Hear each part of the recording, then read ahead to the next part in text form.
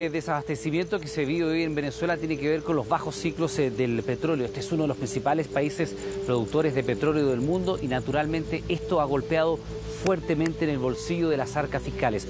Para que ustedes se hagan una idea, llenar el estanque de un vehículo 4x4 cuesta algo así como 400 bolívares. ¿Cuánto es eso? 10 centavos de dólar. En plata chilena, 65 pesos. El precio del petróleo, pónganmelo a cero. Y Venezuela no entra en crisis. Ya en 2009 comenzaba a bajar el precio del barril de petróleo, pero el fallecido Hugo Chávez aseguraba que Venezuela no se vería afectada. Hoy su tesis parece no cumplirse. Su sucesor y actual líder de la revolución bolivariana, Nicolás Maduro, gobierna hace más de un año en estado de emergencia económica y en las calles del país la crisis es palpable. No tengo nada en mi casa, a veces tengo que pasar hambre. Según las encuestas, cerca del 30% de los venezolanos come solo 2 o 1 vez al día. Carencias que han ido en ascenso desde que en 2009 comenzara a caer el precio del petróleo. Los años anteriores, el país, con las mayores reservas de crudo del mundo, había vivido un periodo de bonanza económica gracias al alza en los precios del barril. Época de vacas gordas que coincidió con la llegada al poder de Hugo Chávez en 1998, quien durante su mandato ordenó tomar las instalaciones de 4 refinerías de crudo pesado en Orinoco, que eran operadas por empresas internacionales, realizando, según él, la verdadera nacionalización de una industria que había pasado a manos del Estado en 1976. Solo una república independiente pudo haber logrado lo que logró esta república, este gobierno y este pueblo, recuperar la faja petrolífera del Orinoco de la mano de las grandes transnacionales y del imperialismo. Imperialismo que para el chavismo es el verdadero culpable de la caída del precio del petróleo, combustible que proporciona más del 90% de las divisas que recibe Venezuela y la mitad de los ingresos del presupuesto nacional.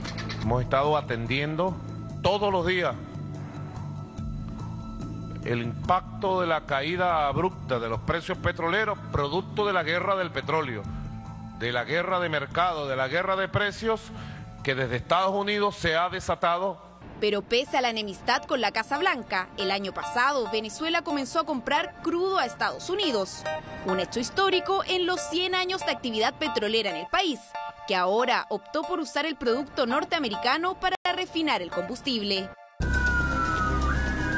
Hace poco más de un mes, aunque parezca imposible, en el país del petróleo escasea ahora también la gasolina, sumando así una nueva fila a la que deberán acostumbrarse los venezolanos. Andrea Sepúlveda, CNN Chile.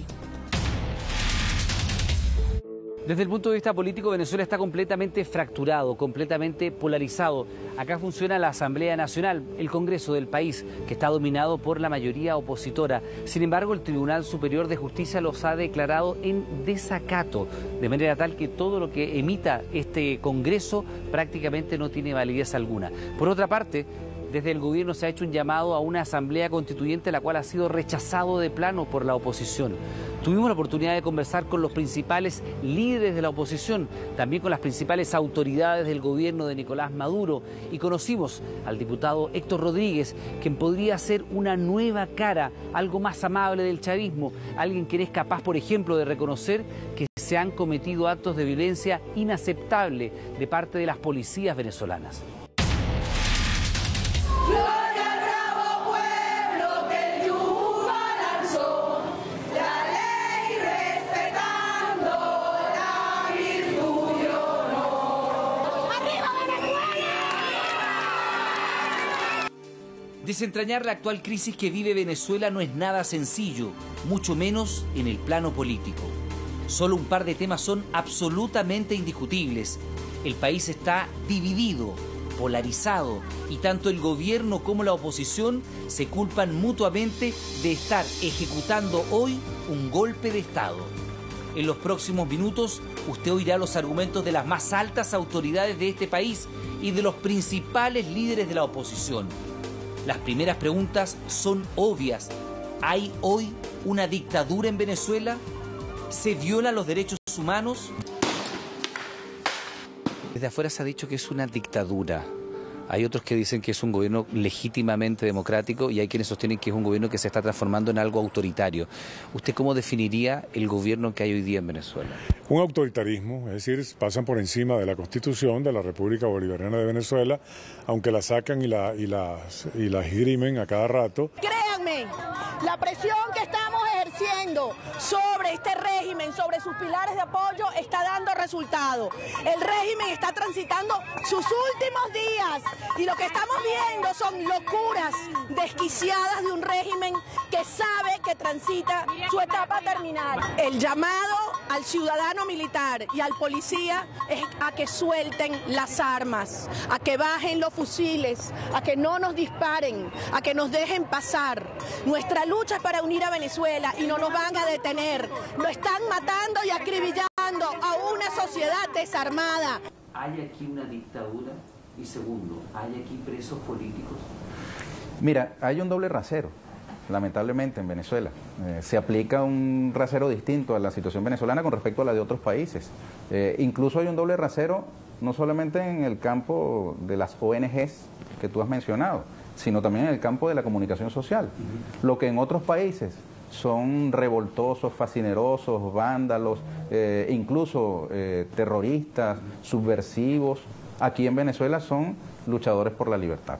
En esta conversación exclusiva, el ministro de Comunicación e Información no esconde su malestar por lo que él estima es un doble estándar internacional para juzgar a Venezuela. Y cómo no, una vez más, nuestra Constitución, la del 80, la de Pinochet, sale otra vez a la palestra. Ya lo había hecho el presidente Nicolás Maduro. La Chile de Violeta Parra, de Víctor Jara, de Pablo Neruda. La Chile de Salvador Allende. Chile tiene clavado en su corazón un puñal todavía. Ustedes sabían que la constitución vigente en Chile fue la que impuso Pinochet.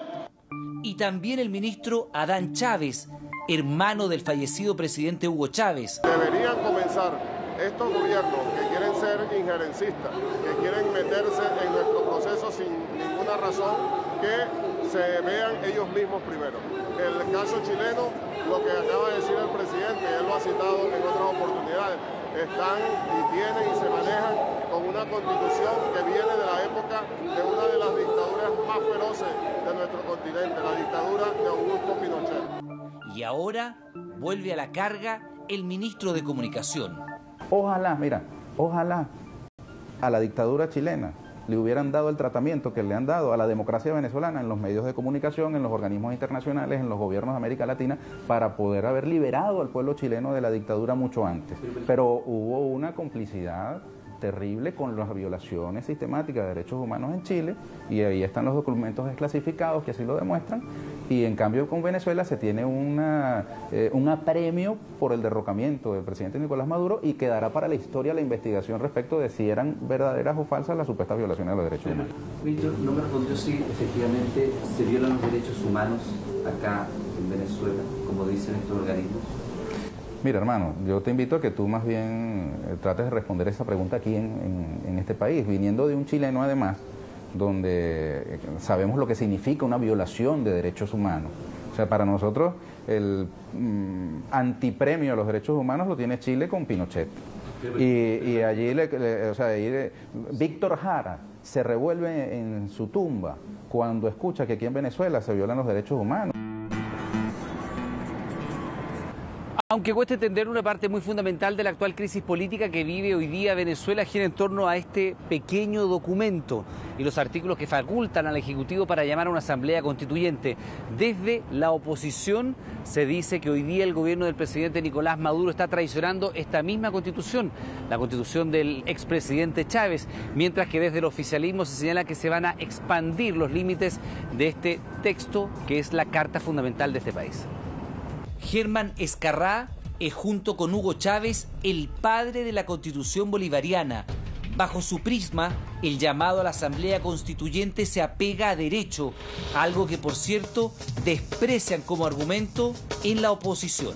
En lo que tiene que ver con la oposición en Venezuela y la idea de que se está modificando la Constitución de Chávez, lo primero que habría que decir es que esa no es la Constitución de Chávez, la convocó, pero yo puedo demostrar de que el proyecto de Chávez no quedó totalmente reflejado en la Constitución del 99. Científicamente y académicamente lo puedo demostrar. ¿Va como oposición el lunes a dialogar con el gobierno? No. En las próximas horas, porque ese no es un proceso constituyente. ¿Cómo puede ir usted a una comisión fraudulenta, a una convocatoria que no está dentro de la Constitución? Hay que ser coherente. Ni siquiera escuchar las garantías que le pueden dar. ¿Qué jerarquía? Si eso es un garantías. Ese es un proceso absolutamente al margen de la Constitución. La oposición no va a participar de la asamblea. Mal pudiéramos nosotros.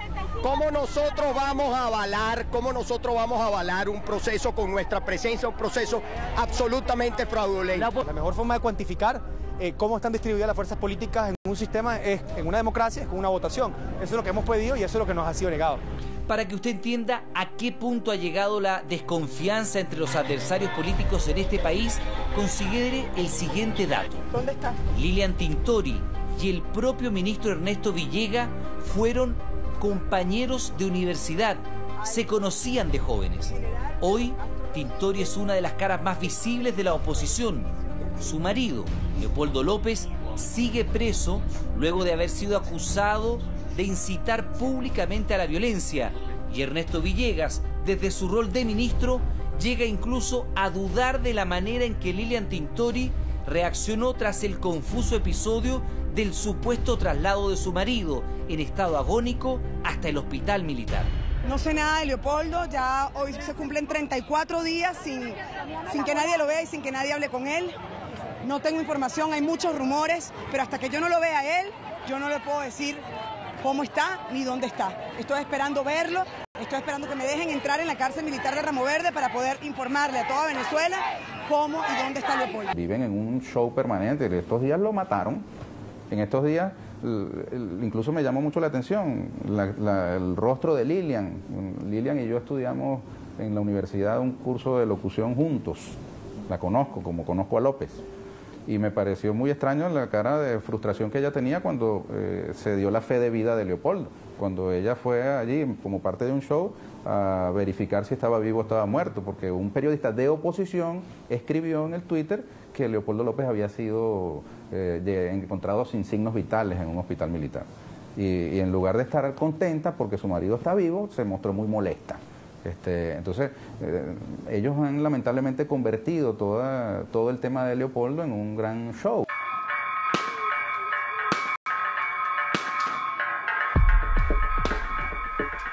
Tema aparte es la violencia política que reina en las calles de Venezuela. Los principales organismos internacionales, desde Naciones Unidas hasta la Comunidad Europea, han criticado el actuar de la policía y de la Guardia Nacional Bolivariana. Aquí, las miradas, incluso dentro del oficialismo, son distintas.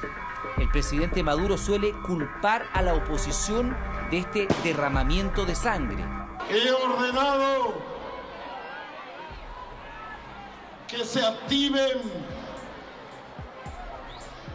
operaciones de búsqueda de los grupos armados que se han alzado en armas contra la República y contra el pueblo.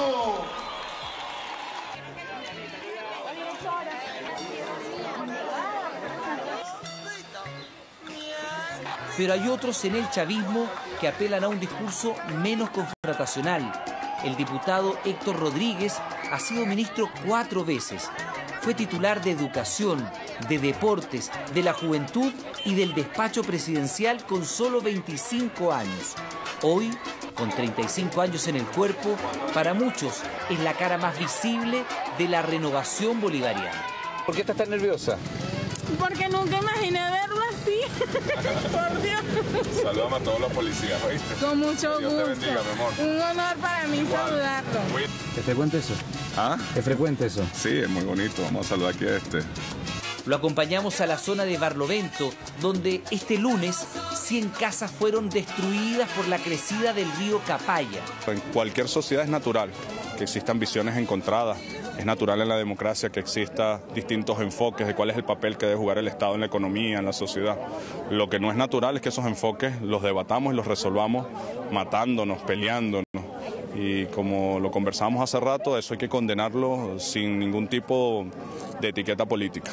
Incluso, Rodríguez reconoce que no todas las marchas de la oposición son violentas y que en el gobierno se han cometido algunos errores. Tampoco es correcto englobar a toda la oposición venezolana como una oposición violenta. Incluso en las marchas actuales creo que hay sectores violentos y hay sectores que van a manifestar su opinión política y luego a retirarse. Yo estoy convencido que la mayoría del país es un país que, independientemente como piensen, los chavistas, los opositores, los que no necesariamente tienen una posición definida políticamente, queremos la paz para el país.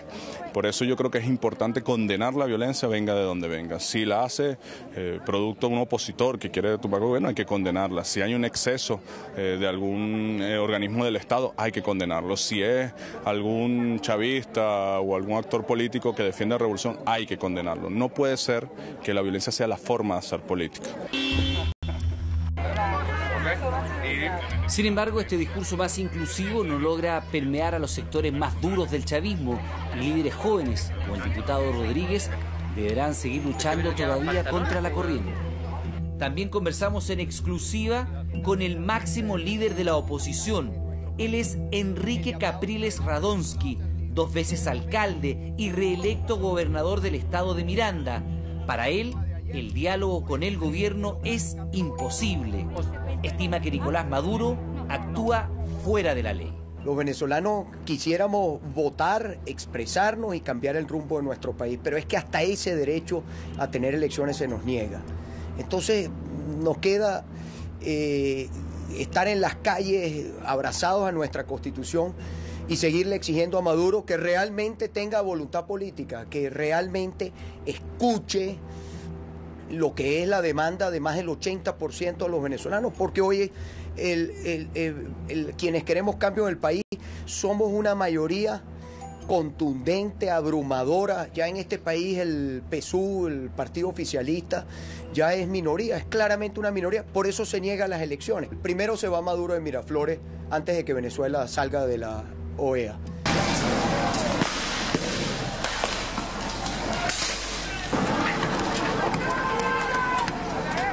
Así las cosas, la rabia va subiendo y de manera peligrosa. Muchos venezolanos hoy sienten que esta crisis es terminal. Por la justicia de todos los que han caído por nosotros, porque sencillamente quiero libertad para todos y es mi manera de liberarme para darles un ejemplo de que todos se pueden liberar como yo y el país puede darnos esa libertad, solo que no quieren. Hoy no había represión y espero que no haya. Queremos pasar solamente. No nos repriman, que no nos repriman. Paola ya protesta encapuchada, pero a torso descubierto. Curiosa paradoja, al igual que el llamado a una asamblea constituyente hecha por el gobierno. Supuestamente la idea era dialogar con la oposición, pero no ha hecho otra cosa que distanciarlos aún más. Pero yo quiero decir algo aunque suene duro, pero yo quiero y debo decirlo. Era la última aparición en público de Hugo Chávez antes de su muerte. En el Palacio Miraflores, el comandante aquejado de un cáncer ya proyectaba que la revolución bolivariana podía quedar huérfana. Por eso, rodeado de sus más cercanos colaboradores, pedía uno de los últimos deseos a sus compatriotas. Ustedes elijan a Nicolás Maduro como presidente de la República Bolivariana de Venezuela. Yo se los pido desde mi corazón. 3 meses después, Chávez moría y Nicolás Maduro pasaba a asumir el desafío más grande de su vida, enfrentar la elección presidencial en la que se jugaba la vigencia del proyecto socialista más importante de las últimas décadas en la región. Su contendor, el mismo al que Hugo Chávez había derrotado meses atrás, Enrique Capriles. Ahora es que el Chávez Barato en la historia futura de esta patria. Tengo con qué decretar que el lunes habrá una nueva Venezuela. Con solo el 50,61% de los votos, Nicolás Maduro se convertía en el primer mandatario chavista, el nuevo presidente de la República Bolivariana de Venezuela.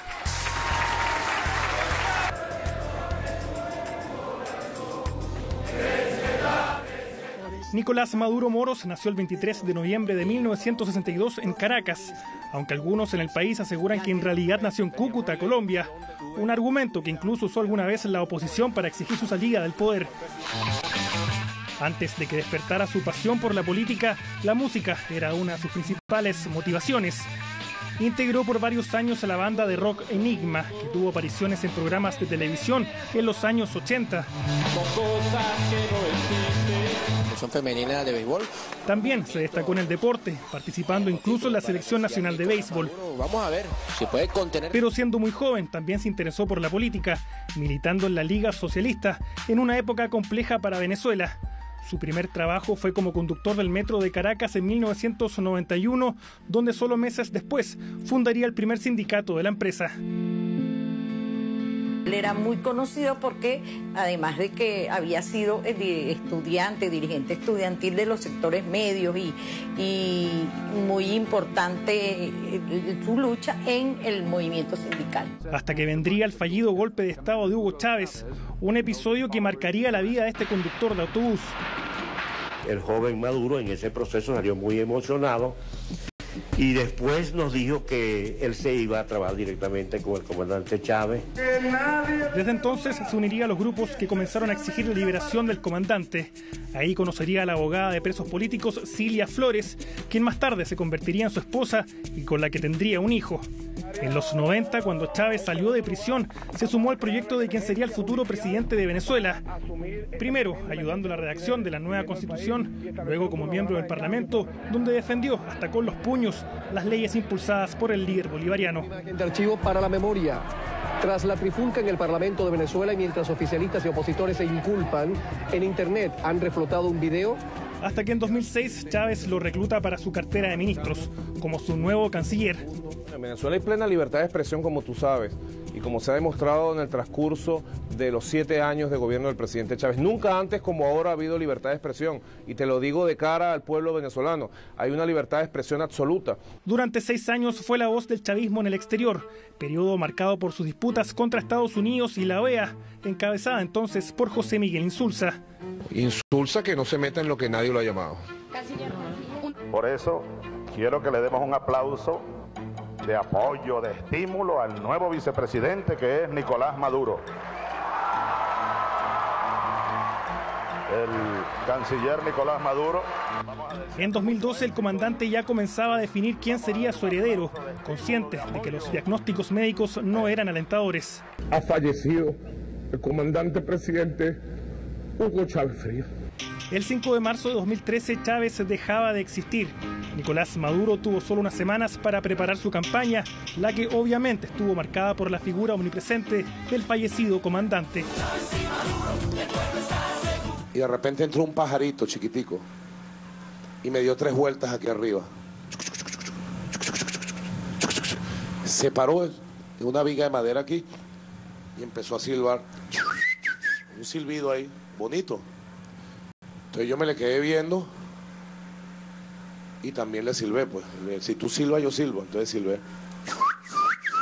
Parito me vio raro, ¿no? Silbó un ratico, me dio una vuelta y se fue. Y yo sentí el espíritu de él. Pero antes de la muerte de Hugo Chávez, las fracturas en la sociedad venezolana ya eran visibles. En las presidenciales, Maduro superó por solo unos 200.000 votos a Capriles.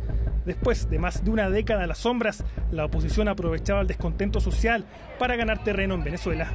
Nuestro país se desmorona, es un caos total. Hoy los venezolanos estamos viviendo una de las peores crisis de nuestra historia. Cola, no alcanza el dinero, hospitales colapsados, no hay agua en la maternidad, no hay empleo, impunidad. Hasta que llegaron las manifestaciones de 2014, miles de venezolanos salieron a las calles por la inseguridad, la escasez y la disparada inflación. Más de 40 personas murieron en la jornada del 12 de febrero.